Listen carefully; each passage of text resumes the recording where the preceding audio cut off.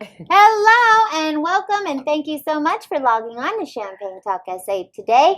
Make sure that you do hit the subscribe button if you are watching on our YouTube channel, the Silver Fox Multimedia Studios, and if you are on Facebook, please make sure you hit the like and share button on our Champagne Talk SA or our Silver Fox Studio fan page. Today you will notice I do not have my beautiful business partner, Ms. Lisa BSF Romero. She is actually in Vegas for the second annual Vegas Little Fitness Certification and Ladies Night Out, which is the hugest event. But I do have two beautiful, amazing women with me, and I'm so privileged to introduce to you Ms. Danielle Cunningham of the One Beauty Lounge, located in Alamo Heights here in San Antonio, as well as my beautiful co-worker, Ms. Kim Curry, who is very, very modest, and she will not admit to being an international model, but she really is.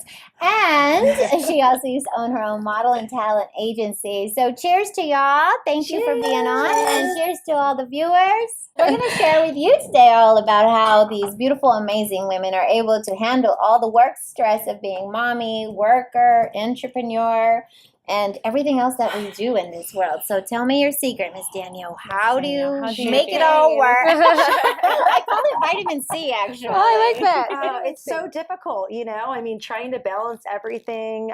Down to working, taking care of your kid, being a good influence, dealing with his friends, dealing with your friends and business. It's so hard. My son just got back, or he just started kindergarten, so I'm still trying to get used to everything. It's a new world for him. It is a new world for me too. Yeah. If you're debating on having kids, do I want them or don't have them, because they are hard.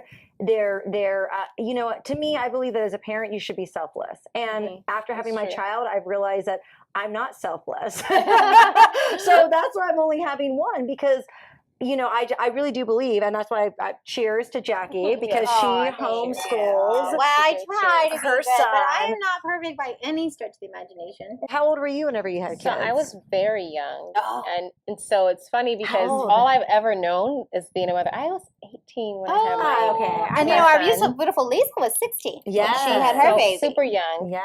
And for me, I think life is very, I don't want to say distorted. I'm just going to say that's been my focus. And I enjoy being a mother. It is very challenging. It's trying at times. It's strenuous. You do have to be very selfless. And when you hit those moments when you don't want to be selfless and you want to have a selfish moment, which I think that every person, every woman, I have my selfish moments. should have their selfish moments. It's but get hard. a babysitter. Don't do it in front of your child. For sure. That's the only thing. I'll go and get champagne and watch The Good Wife. And that's my selfish. I'm like, no, don't come into my room. Go play with your dad. I'm like, I'm having my selfish moments. I'm in there and I'm enjoying. I don't get that. My kids are like, no, he hit me. And Mom, I'm You got hungry three, again. so, And can I play with my friends? Can I go? I'm like, it's 9:30 at night. You can't go play with your friends. You're 4. No. Wait, you have a 13-year-old though, right? Almost 13. Does he have a girlfriend yet? Not that I know of. The busting. It's all good. I'm sure it's coming. But they say boys are easier when they're older and girls are easier when they're younger. Yes. So right now they're we have little ones, right? Except for the 13-year-old. So they're all we all have boys. And that's awesome. They all have boys. So boys are awesome. But then once they hit old, they just love their mommies. They just love their mommies. And that's so awesome, because I know if I had a girl, I bought my mom a car. I took her on a few trips to Florida, California, and I have bought her numerous jewelry, and I have bought her numerous clothes, shoes, makeup to make up for what I did between 13. You're like, I'm sorry, I get it now. I get it now. I did. I had to just super apologize because those hormones hit, and I was just rebellious. I was just like, no, I'm going to be 16. I'm going to be out of here. I'm going to be graduated from high school, and I'm just going to do my own. And then it was all a blur after that. Never talk back to your mom and just have that ugly disrespect that I was exuding. But I had a lot of frustration. My parents were divorced, and I was just really cranky about a whole bunch of things. And then my hormones were hitting. With all that being said, I'm going to have to concur with Danielle. Animals are harder than children. Really? Yeah. Oh, no. Kids don't. How many children just run in a circle and then go on the floor? I don't know. Well, I'm just saying, if it's about making that huge life decision The of commitment that bearing comes a with the commitment. child or try getting a an puppy animal, first. maybe even a cat. But you know what they say, you No never own a cat owns you. But try it with something that if it really doesn't work out, there's always a humane child. There's always a friend who wants a puppy for their kid. There's always some way to get out of it versus once you bear that child, it's a huge, huge, huge decision if you're gonna give up that child. So definitely, I say baby steps, and then Pun intended. Baby steps. little bitties, little bitties. Well, where is your family from? So my family's all on the East Coast. Oh, okay. So we migrated here. My mother is here, but she's hardworking. My mother's gonna work until the day she leaves this earth.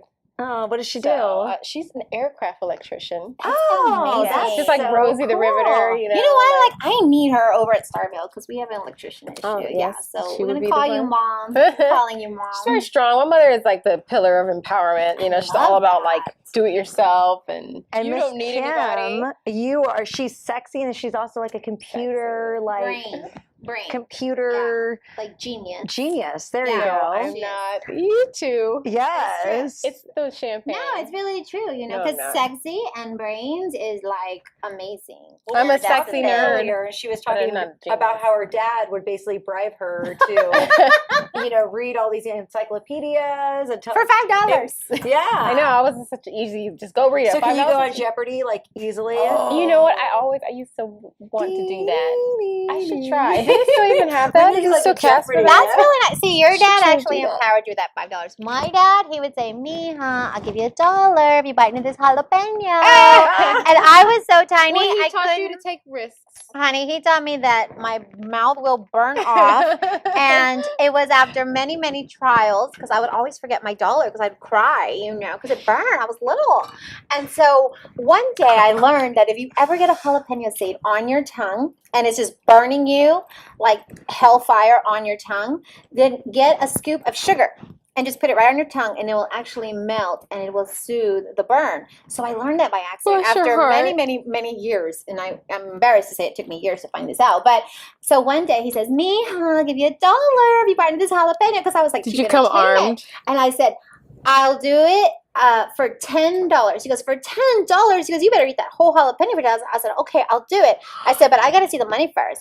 So he pulls out his wallet and he says, "Okay, let's see what Daddy has in here." He goes, "Okay, he goes, "But I'm going to put it in the middle of the table." And I said, "Okay." And he puts it, and then he goes, "And I get to pick out the jalapeno." I was like, "Fine." So it's like all in this jar, and it's been sitting in this really pica sauce. And he pulls one out, and he's like, "And I get to hold it." I was like, "Okay, fine, whatever." And then he holds, and I like, and I try to bite and swallow just so it doesn't touch my tongue. And then finally, like, I got it all down, and then I ran to the cupboard, and he was like, "What are you doing?" And I was like, just like trying to get my sugar bowl, and I was trying, and he's like, "What?" And then I was just like, you leave. And I ran back and I was like, "I got $10. I got $10." And I ran back out to all the kids. I was going to McDonald's because back then we didn't know it could kill you. Yeah. And that was the thing is that now I can't really taste a lot of food, so I have to eat things really spicy. And so y'all were talking about Mexico earlier, and I was thinking, yeah, I remember Mexico. Of course, I got kidnapped, so I don't go anymore. But I used to have tequila. Yeah, I used to have tequila shots during the kidnapping phase. Every night we'd go to a restaurant. My mom would sit there and have a Diet Coke, and she'd be like monitoring everything like the good mom that she was. But I'd be sitting there, wild child, just throwing back tequila shots, all these men from Mexico, and eating jalapenos to say who could eat the hottest jalapenos and stay awake. And you're just rolling with the punches. I was rolling with it. And then, so every morning my mom would be like, "No, Mija, we have to talk. You have to know we're in another country. You can't be shooting back tequila shots at these guys, and they're men. And I know you can eat really jalapeno." And I was like, okay. And she's like, and this whole thing about you dancing and, on the and I was like, okay, Mom, okay, whatever. So I would do that. But then the final night or the final day rather, when we realized we were being kidnapped, she's like, "Mija, I have to talk to you." And I was like, I love how she makes. and I was just like, "Oh my gosh!" I was like, "Let me guess." I was like, "I know, no tequila shots, no dancing on the table, no eating jalapenos, right?" She's like, "No, it has nothing to do with that." And I was like, "What's wrong?" And she's like, "Well, I kind of hate to tell you this, but we're not in Mexico anymore. We're kind of in Belize now. And what they have told me that if we don't agree to be their girlfriends at the New Year's Eve party, then they're going to sell us to these Guatemalan ranchers who pay really good money for American women. And I was just like, what? Can you imagine? Well, I know. I was so young. I was like 17. And 17. Everything was still like really cute. And I was just like, what? I was like, oh my God, I'll just die. And everything is still really cute. You know, thank God for Botox and every other lifter and push-up bra from Walmart that I get. But the whole thing was they were really sincere. And my mother was brilliant. She just acted like she didn't understand. She's like, oh, yeah, no problem. You know, just play dumb, whatever. And then when she got to it, she was like, no, we have to escape. They are refusing to take us back. And, oh, by the way, I forgot to tell you there's another problem. And I was like, what? Another problem? Like, besides the fact that these two men what can be worse? Yeah, I was just like, what? And then she was just like, yeah, so I kind of budgeted so that we would already be back in Mexico City catching the flight today to be back in Texas. She's like, so I think we have like maybe $17.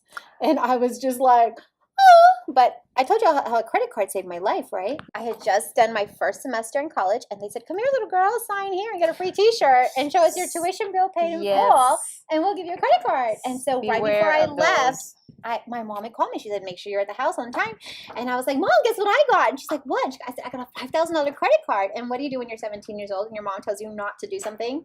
I did it. So she said, do not take that with us. You are going to ruin your name. You have no idea about credit. You are just going to just demolish your name. And I was like, okay. So I put it right behind my thing. But that credit card saved my life. So mental note to self, if you have a credit card, only use it in times of emergencies. Yeah. Right? Like if you're kidnapped. If you're kidnapped, it definitely helps you get out of emergency. But have you all ever gotten in trouble with credit cards? Like ever? Okay, I'm the first to admit. I have no shame. Susie Orman. I love her. Susie Orman. Love Cheers to Susie Cheers Orman. to Susie teaching us better. I love her. I don't understand though, is that unless you've made it to those epitome of those financial levels where you can spend $4,500 on a purse, I don't get it when I hear women say, oh, I just bought this really expensive purse. And I'm thinking to myself, I know you and I know your level and I don't think that purse was, and I'm like, it doesn't make you look younger. It doesn't make you look thinner. I know your level. I love it. I'm like, that's not, well, no, it's just, you know, if you're not rolling in like a Benz or like a Bentley or a Royce, then why are you spending $5,500 on a purse? Right. Like, that doesn't make sense to me. I'm all opinionated. Everyone that knows me, I'm not into like the name brand stuff. I do own some. That doesn't mean I'm into them. It just means you like the prettiness. You like the art. Yeah, I like the art. I think it's good. But I'm all about going to Target and getting some reasonably priced. Oh, we call it the Red Dot. No. The new name is the Red Dot Boutique. I love Red Dot. But you know what? I used to, and I'm not gonna lie. Like 3 years ago, whenever I was like struggling so bad, I wouldn't resent people for having bags like that. I just didn't really understand it. But now, because I'm like, why don't you just get a knockoff? Like you just get a knockoff like that. Love a knockoff. But I love knockoffs as well. But whenever I kind of talk to a lot of like my clients and stuff like that, you know, they're just like, you know, either they like their husbands to get them, you know, Louis, and that's their love language. Their love language is Louis Vuitton. Oh, they have love languages. That's a completely different segment. Love language. Oh, we should talk about our own love languages next time. Yes, we should. Well, but back on that. But some women that are business owners, and you know, they work so hard to strive to get the real Louis Vuitton and the Dolce & Gabbana and the Versace because.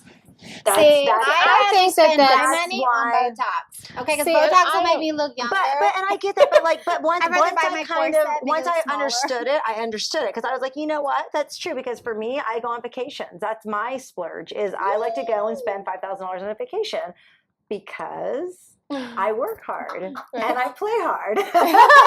True, it's important. Right. Yes, because I have a 5-year-old that drives me crazy. She needs to decompress. Crazy in love. Crazy in love. I love him so much, and everything I do is for him. But I mean, I don't understand people that could just be around their kids for 6 months straight. Jacqi, I love you because you're all about that. So thank you so much for logging on to Champagne Talk SA. Don't forget to hit the subscribe button if you're watching us on YouTube on the Silver Fox Multimedia Studios channel, and if you're watching on Facebook, either as Silver Fox Studios channel or our Champagne Talk SA fan page. Please hit like and share because we Yes, love you. we love feedback. And until Love next time, bye-bye. Bye-bye.